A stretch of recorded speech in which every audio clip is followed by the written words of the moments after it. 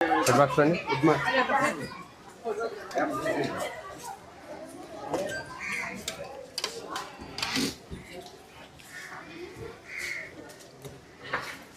బాగా ఉంటుంది సార్ మా అవునా? అవును సార్.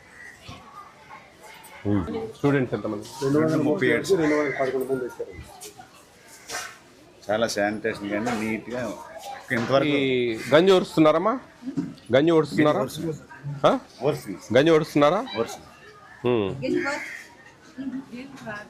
గంజి ఓడ్చకూడదు అంటే మామూలుగా ఇది దమ్ పెట్టేయాలి. అలాగే రేపు నుంచి అలాగే రేపు నుంచి అలాగే. ఎవరు ఎంఈ ఉన్నారా? ఎంఈ రాలేదా? గంజి ఓడుస్తున్నారు చూడండి. ఏమి ట్రైనింగ్ ఇస్తా ఉన్నాం?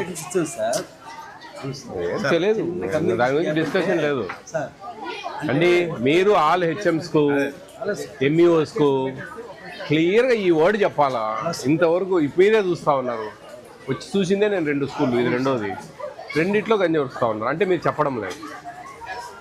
చెప్పండి, మీరే చెప్పండి. నేను కాదన్నాను. నేను మీకు పొద్దుటి నుంచి చెప్తానే ఉండి ఇంకా మళ్ళీ చెప్పాల్సిన లేదు. ఫోర్టిఫైడ్ కెనాల్స్ కలుపుతామండి, వాటిల్లో అవి కరిగిపోతాయి, మెతుకులాగా చేతికి దొరకదు. మరి గంజిలో వెళ్ళిపోయా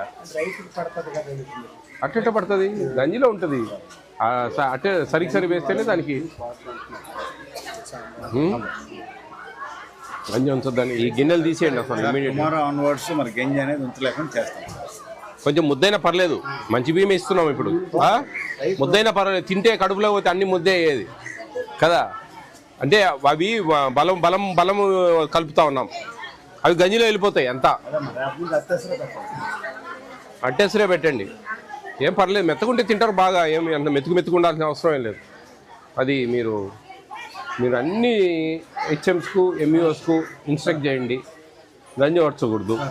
స్ట్రిక్ట్గా చెప్పండి. ఈ గిన్నెలు ఎక్కడా ఉండకూడదు. అంటే మనం తెల్ల అన్నం వచ్చినప్పుడు గంజి ఉంచుతా ఉన్నాం.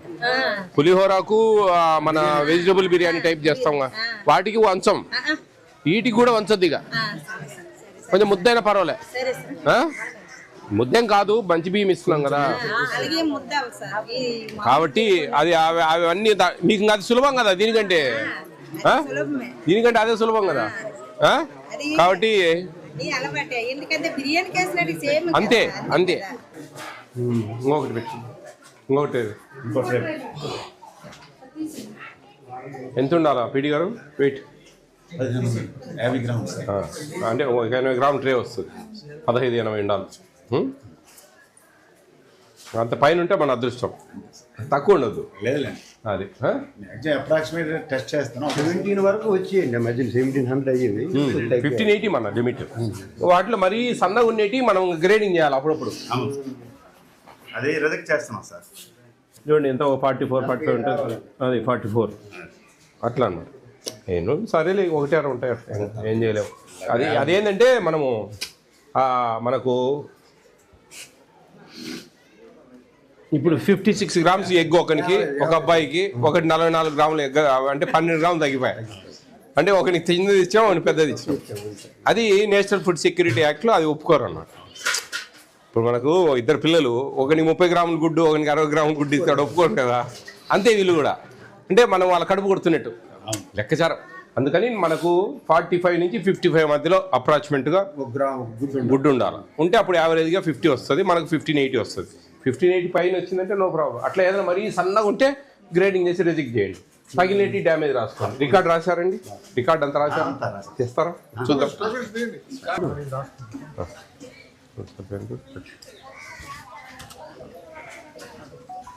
పిల్లలందరూ తింటారండి? ఎవరు క్యారియర్లు ఎవరు తెచ్చుకోవాలి?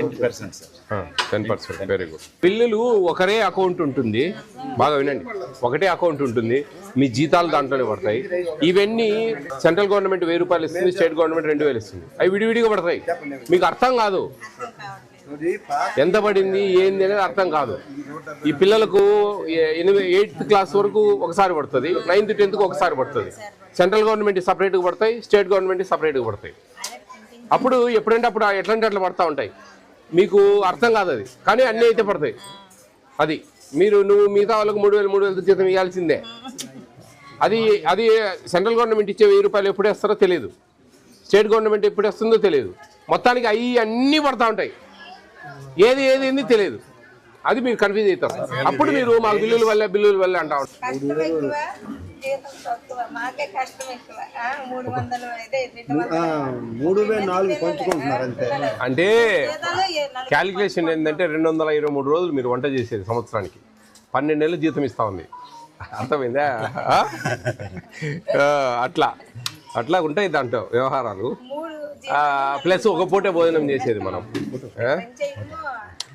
ఇంకా తప్పదమ్మా కొంచెం. అందుకే చెప్పేది, మీరు అందరు పిల్లలు తింటే గన మీకు కొంత డబ్బులు పెంచారు. ఇప్పుడు 8.57 పైసలు ఎంత ఇస్తున్నారు, దాన్ని 9.69 పైసలు చేశారు. ఇంకా అది జియో రాలే, 9.69 పైసలు ఇస్తారు ఇప్పుడు. అంటే దాదాపు 10 రూపాయల కంటే ఎక్కువ పెంచారు. ఇంకా కొంచెం ఏమి 10 రూపాయలు కాదు, రూపాయి కంటే ఎక్కువ పెంచారు.